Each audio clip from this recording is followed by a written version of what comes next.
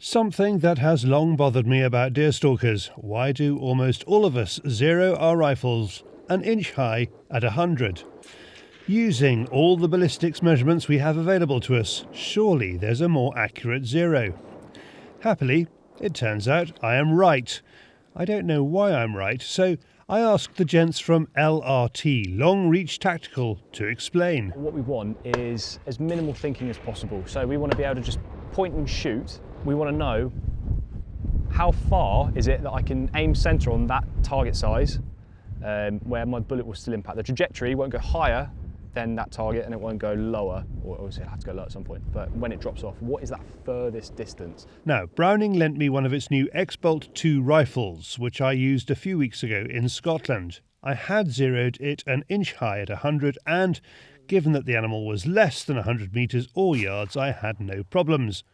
Down on the LRT range on Bodmin Moor in Cornwall, Max picks up the rifle and says what he thinks of it. Yeah, it's a nice looking rifle. I've just picked it up, so it's a case of my opinions are going to be pretty quick and off the cuff, I suppose. A very lightweight rifle with a thin barrel. You've got a sight on there it's very simple. You're kind of limited to short range engagements, I'd say. You can clearly adjust your comb. You can get that cheek placement very consistent. By adjusting the height, I imagine you can probably buy aftermarket parts to extend length of pull if needed, if natural alignment's off. Reticle is just a simple crosshair, which does limit you to mainly sort of point and shoot. You can hold, but you kind of get a bit awkward. So that's the only reason. So if we're pushing out a bit further today, it might be a bit difficult, purely because you haven't got definitive points of aim that you can use the reticle for. And then your dialing options. I just had a brief look, third MOA. You can definitely dial, but it's not a sight that's been set up for that. It's been a sight with hunting in mind. Like many, if not most, stalking rifles. So, the two numbers I want are, number one, the maximum range this rifle and cartridge combo can give me without me having to resort to holdover or twiddling my turret, and the optimum zero to achieve that maximum range. Got that?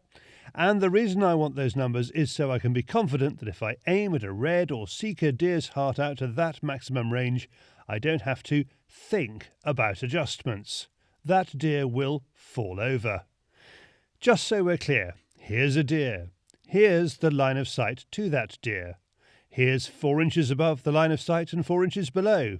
8 inches is the height of its heart. So what is the best place to put the zero so that the arc of the bullet passes through that 8-inch tunnel for the longest possible distance? Max explains the numbers I need. Yeah, to get the most out of this rifle, we want to push it a little bit further than maybe its intended use. Hunting, we usually say around 300 metres is maybe the max for a lot of people. However, if we want to see how this actually gets on, we should probably push the range, and to do that we need some information of where to aim, and to do that we need a gun profile. What we need then, that might not necessarily be in this order, but it's just as it come out. So height over bore, the difference between the centre of your barrel and the centre of your optic, okay, and it's what it needs to judge angles and things. You've got a tolerance of around 10 mil. If you're more or less than 10 mil, you're probably going to find an issue, but if you've got the time to measure it properly, measure it properly. The next thing we'll need is a muzzle velocity. This one is probably one of the harder ones to get. It's a simple case of finding a chronograph. Most people either have some form of chronograph on them nowadays, or when you're at your gun range or your club, there's bound to have someone who's there.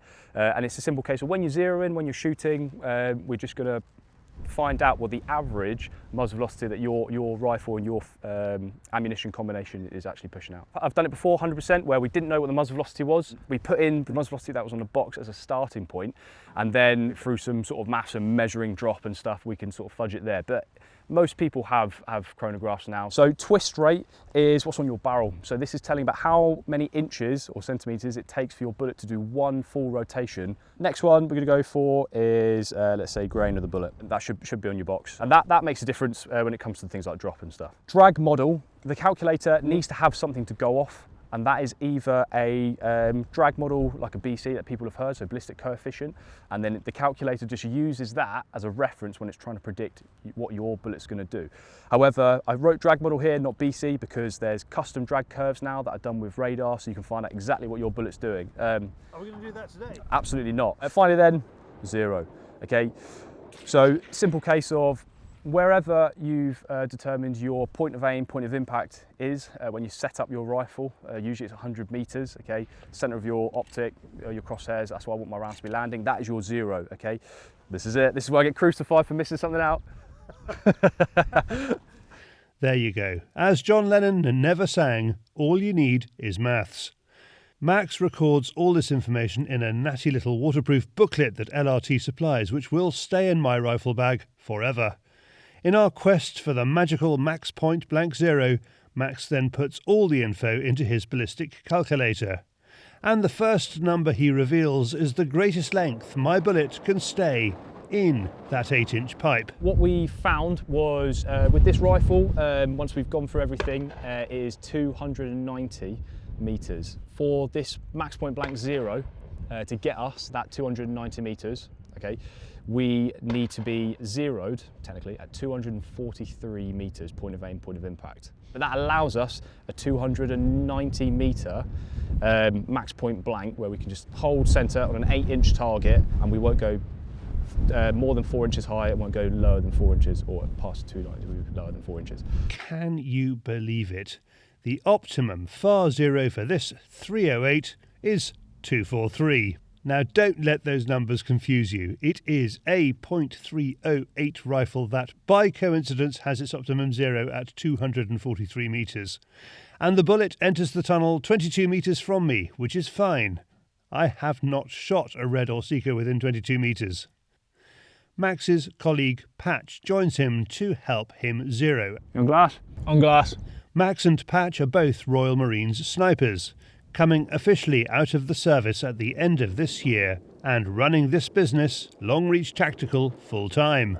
Having sorted out the 0, the test is whether he can hit a steel plate target out to 300 metres without holdover. The proof will be in the ding. Impact. He's hitting hard there, so it's just proof that Max Point Blank is effective, and it does work out to that range that we said at the start. It's not just my bullets that have been on interesting trajectories today. Max and Patch have put me on a fantastic learning curve. They have a YouTube channel where they offer videos about shooting straighter, and a Patreon page which unlocks more videos on the same subject. And of course, they run actual real-life courses. Links below. We haven't got any targets close yet. I mean, we've got one at 100 meters, but that doesn't really show us. If we had one at, say, 150, 200 or so,